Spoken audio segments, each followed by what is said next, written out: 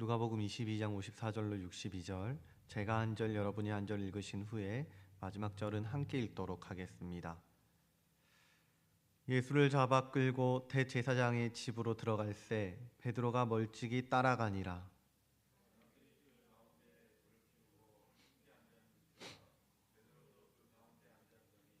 한 여종이 베드로의 불빛을 향하여 앉은 것을 보고 주목하여 이르되 이 사람도 그와 함께 있었느니라 하니, 이 여자여 내가 그를 알지 못하노라 하더라. 조금 후에 다른 사람이 보고 이르되 너도 그 도당이라 하거늘 베드로가 이르되 이 사람아 나는 아니로라 하더라. 한 시간쯤 있다가 또 한 사람이 장담하여 이르되 이는 갈릴리 사람이니 참으로 그와 함께 있었느니라. 베드로가 이르되 이 사람아 나는 내가 하는 말을 알지 못하노라고 아직 말하고 있을 때에 닭이 곧 울더라. 주께서 돌이켜 베드로를 보시니 베드로가 주의 말씀 곧 오늘 닭 울기 전에 내가 3번 나를 부인하리라 하심이 생각나서 함께 읽습니다. 밖에 나가서 심히 통곡하니라. 오늘 우리가 다룰 큐티 본문은 크게 3가지의 장면으로 구성이 되어 있습니다. 먼저는 베드로가 예수님을 부인하고 있는 62절까지의 내용이고요. 두 번째로 63절로 65절까지는 군인들의 조롱이 이어지고 있습니다. 조롱과 희롱과 폭행이 이어지고 있지요. 그리고 마지막으로 66절로 71절까지는 예수님이 공회 앞에서 재판을 받는 장면이 나타나고 있는데요. 우리가 조금만 더 생각해 보면은 이 3개의 장면은 정말로 믿을 수 없을 정도로 충격적이라는 생각이 드는 것 같습니다. 왜냐하면 예수님께서는 분명 창조주이신 하나님의 아들이신 하나님이 맞으시거든요. 그러면은 자기를 비하하고 낮추셔서 피조물이 된 것만 해도 말이 안 되는 일인 것 같습니다. 그런데 예수님의 비하는 여기서 끝나는 것이 아니기 때문에 더 충격적인 것입니다. 수제자였던 베드로는 예수님을 3번씩이나 부인하고 있고요. 군인들은 예수님의 눈을 가리고 폭력을 행사합니다. 그러면서 묻는 거죠. 누가 당신을 때렸는지 어디 한번 맞춰보라고. 당신이 선지자라면 선지자 노릇을 한번 해보라고 그렇게 무자비한 폭력을 행사하고 있는 겁니다. 뿐만 아니죠. 마지막 장면에서 예수님은 공회로 끌려가게 되는데요. 그곳에서 예수님은 대제사장들과 서기관들 그리고 장로들에게 신문을 받고 판결을 받게 됩니다. 이 3개의 장면은 각기 다른 무리에게 각기 다른 모양으로 받는 비하이지만 사실 이 장면들에는 결정적인 공통점이 하나 있습니다. 그것은 바로 이들 모두가 하나님이신 예수님을 거부하고 있다는 사실입니다. 다시요. 이들에게는 결정적인 공통점이 하나 있는데 그게 뭐냐면은 이들 모두가 똑같이 하나님이신 예수님을 거부하고 있다는 사실입니다. 사람들은 그 누구 하나 할 것 없이 예수님을 거부합니다. 정도의 차이나 모양의 차이는 있을지언정 하나같이 예수님을 거부하고 있어요. 나는 아닐 거라고, 나는 아니겠지요라고 되물어 보기도 하지만 주님은 말씀하시는 거죠. 내가 말하였도다. 그러므로 오늘 주신 이 말씀은 이 자리에 있는 저를 포함한 모든 죄인들에게 주시는 말씀입니다. 우리는 계속해서 주님을 거부하려는 습성을 가지고 있습니다. 그래서 바울은 오호라 나는 공고한 사람이로다. 누가 이 사망의 몸에서 나를 건져내랴 이렇게 한탄하고 있기도 합니다. 그런데 더 놀라운 것은 예수님은 자신을 거부하고 또 부인했던 이 인간들을 정죄하지 않으시고 직결적으로 심판하지 않으시고 묵묵히 십자가를 향해 걸어가신다는 사실입니다. 이게 우리에게 얼마나 큰 은혜이고 얼마나 큰 위로입니까? 우리는 원래 예수님을 떠난 순간 죽음을 면치 못하게 되는 게 맞거든요. 우리는 예수님을 떠난 순간 그 자리에서 바로 죽어야 하는 게 맞다는 말입니다. 에스겔서 18장 4절을 보십시오. 모든 영혼이 다 내게 속한지라 아버지의 영혼이 내게 속한 같이 그의 아들의 영혼도 내게 속하였나니 범죄하는 그 영혼은 죽으리라고 하셨습니다. 영혼의 생명을 주관하는 모든 권한이 다 부활이요 생명이신 예수님께 속해 있다라는 거죠. 그래서 아버지의 영혼이 내게 속한 같이 그의 아들의 영혼도 내게 속하였나니 주님을 거부하고 떠나 범죄하는 영혼은 죽을 것이라는 말을 하고 있는 것입니다. 그런데 어떻습니까? 예수님은 자기를 희롱하고 배신하고 거부했던 사람들 또 참으시는 겁니다. 왜냐하면은 우리 주님께서는 우리가 돌이키기를 원하고 계시거든요. 오늘도 우리의 주어진 하루 가운데 주님께서는 계속해서 돌이키기를 원하고 있는 겁니다. 그래서 누가복음 19장 10절이 말하지 않습니까? 인자가 온 것은 잃어버린 자를 찾아 구원하려 함이니라. 인자가 온 것은 약하고 병들고 무지하고 죄악된 우리를 구원하기 위해서, 그래서 인자는 이 땅에 내려오셨다는 겁니다. 그러면서 또 참으시는 거죠. 돌이켜 구원에 참여하길 바라는 그 마음으로 또 인내하시고 또 오랫동안 참으시는 거예요. 그러면 이 크고 놀라운 은혜를 맛본 우리는 이제 어떻게 반응하고 또 어떻게 하루를 살아가야 할까요? 누가복음 22장 61절로 62절을 한번 보시길 바랍니다. 예수님과 눈이 마주친 베드로의 반응인데요. 성경은 우리의 반응이 어떠해야 한다고 말해주고 있는지 한번 귀담아 들어보실 수 있으면 좋겠습니다. 누가복음 22장 61절로 62절 제가 한번 읽겠습니다. 주께서 돌이켜 베드로를 보시니 베드로가 주의 말씀 곧 오늘 닭 울기 전에 내가 3번 나를 부인하리라 하심이 생각나서, 베드로가 주의 말씀이 생각나서 밖에 나가서 심히 통곡하니라.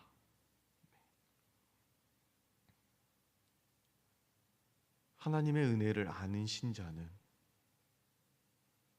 하나님의 그 크고 놀라운 은혜를 맛본 신자는 베드로처럼 주의 말씀이 생각나게 됐을 때 말씀 앞으로 나아가 다시금 돌이키는 것입니다.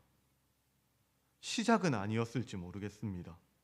그러나 결국에는 방향을 맞추고 말씀 앞으로 돌아와서 그 존재를 돌이키는 것, 그것이 바로 신자의 회개이고 은혜 받은 자의 마땅한 반응인 것입니다. 하나님의 자녀라 해도 우리는 수많은 죄를 짓고 살아갈 겁니다. 그래서 예수님의 수지자였던 베드로도 주님을 3번씩이나 부인하고 있지 않습니까? 그런데 그의 마지막을 보면 다른 2개의 장면과는 결정적인 차이가 있다는 것이죠. 다른 2개의 장면에서는 예수님을 끝까지 거부함으로 끝이 나고 있거든요. 누가복음 22장 65절을 보십시오. 군병들은 예수님을 희롱하고 때림으로 시작했지만 그 끝도 많은 말로 욕함으로 끝이 나고 있습니다. 71절도 보세요. 종교 지도자들이 말하는 거죠. 어찌 더 증거를 요구하리요? 우리가 친히 그 입에서 들었노라. 마찬가지로 이들도 예수님의 하나님 되심을 거부함으로 끝이 나고 있는 겁니다. 분명히 주님께서 말씀해 주셨거든요. 이제부터는 인자가 하나님의 권능의 우편에 앉아 있으리라고 예수님의 하나님에 대해서 정확히 말씀해 주셨다는 것이죠. 그런데 눈앞에서 주님의 말씀을 들었음에도, 그 말씀을 바로 눈앞에서 들었음에도 불구하고 이들은 여전히 거부하고 여전히 회개치 못하고 여전히 마음을 돌이키지 못하는 것입니다. 그러면 베드로는 어떻습니까? 시작은 똑같아요. 시작은요, 똑같이 거부함으로 시작하고 있습니다. 그런데 이렇게 예수님을 3번씩이나 모른다고 부인했던 그 베드로의 마지막을 보십시오. 베드로의 마지막은 주님을 바라봄으로 끝이 나는 거죠.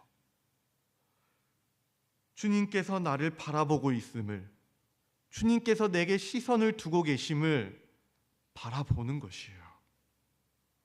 그렇습니다. 어쩌면, 분명히 확실히 주님께서는 이 자리에 있는 우리 역시 바라보고 계실 것입니다. 주님께서 지금 이 순간 우리를 향해 시선을 거두지 않으실 것입니다. 그리고 베드로를 보고 계셨던 것처럼 우리가 알든 모르든 또는 주님을 욕되게 하고 조롱하고 배신하고 불순하게 살아간다 할지라도 주님은 우리를 바라보고 계시는 거예요. 그리고 그 따뜻한 음성으로 말하는 거죠. 사랑하는 내 아이야, 내가 너를 잘 아노라. 내가 너를 보고 있고 내가 너를 듣고 있노라. 그러니 너도 이제는 나를 좀 바라볼 수는 없겠니? 사랑하는 우리 성도님들, 저는 우리 교회가 이런 교회가 됐으면 좋겠습니다. 주님이 우리를 바라보실 때에 우리가 참 예본의 모습으로 좀 살아갈 수 있으면 좋겠어요. 제자가 된다는 것은 다른 것이 아닙니다. 제자가 된다는 것은 주님을 거부하고 주님을 부인하는 게 아니라 나를 부인하는 겁니다. 그리고 나의 십자가를 지고 주님을 따르는 게 그게 제자가 되는 거고 예수님을 본받는 것 아니겠습니까? 우리가 주님의 음성을 듣게 됐을 때 주님을 거부하는 것이 아니라 바라봄으로 좀 그 시선에 응답할 수 있으면 좋겠습니다. 그래서 이 고난주간 우리가 회복과 돌이킴의 자리로 초대받았을 때 주님이 주시는 그 마음을 따라서 더 바라보고 더 알아가고 더 반응하고 더 사랑하고요. 그래서 더 자라날 수 있는 우리 모든 성도님들이 될 수 있기를 우리 주 예수 그리스도의 이름으로 간절히 소원합니다. 기도하겠습니다.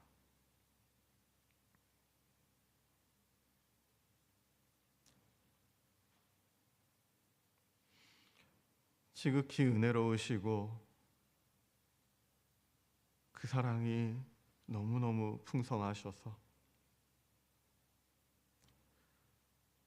오늘도 주님을 거부하고 배신했던 이 죄인들을 오랫동안 참으시고 끝까지 사랑하시는 하나님 감사합니다. 오늘은 주님을 거부했던 이 죄인들의 모습을 통해 나의 연약함을 또 보게 됩니다. 주님은 여전히 나를 사랑하사 나의 음성을 들으시고 계속해서 바라보고 계시니 이제는 내가 나를 부인하고 나의 십자가를 지고 주님을 따라가기를 원합니다. 주님을 부인하는 것이 아니라 나를 부인하고 주님을 따라가기를 원합니다. 그러니 이 고난주간 주님의 크신 사랑과 그 희생 앞에 이제는 좀 온전히 반응하는 주님의 제자들이 되게 하여 주시옵소서. 거부함이 아닌 바라보고 외면함이 아닌 간구함으로 주님을 더 알고 더 사랑하고 더 닮아가는 은혜가 있게 하여 주시옵소서. 그래서 우리 모두의 하루하루가 이 하루의 순간순간 구석구석에서 십자가를 지고 주님을 따르는 소망 있는 인생들이 되게 하여 주시옵소서. 감사드리며 이 모든 것 오늘도 우리를 붙잡고 그 사랑과 생명과 부활의 십자가를 지고 그 주님의 전으로 꼭 끌어안으시고 또 끌고 가시는 우리 주 예수 그리스도의 이름으로 기도드리옵나이다.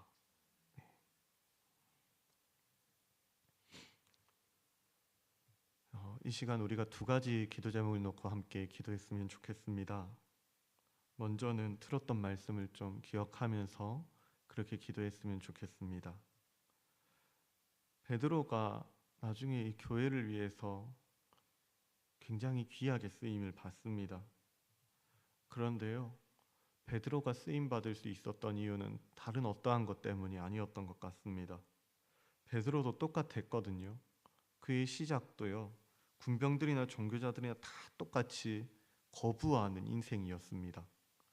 그런데 딱 하나 그에게 다른 게 있었는데 그게 뭐였었냐면은 주님이 베드로를 보고 계실 때, 주님의 시선이 느껴졌을 때 베드로는 거부하는 게 아니라 바라봄으로 다시 한번 돌이킴으로 주님을 반응했다는 것입니다. 회개하고 돌이키는 것이죠. 우리가 이 시간 함께 기도하며 나아가실 때 주님, 이 시간도 주님은 나를 바라보고 계심을 믿사오니 나 또한 주님을 바라보고 베드로처럼 돌이킬 수 있는 참된 믿음을 허락하여 주시옵소서.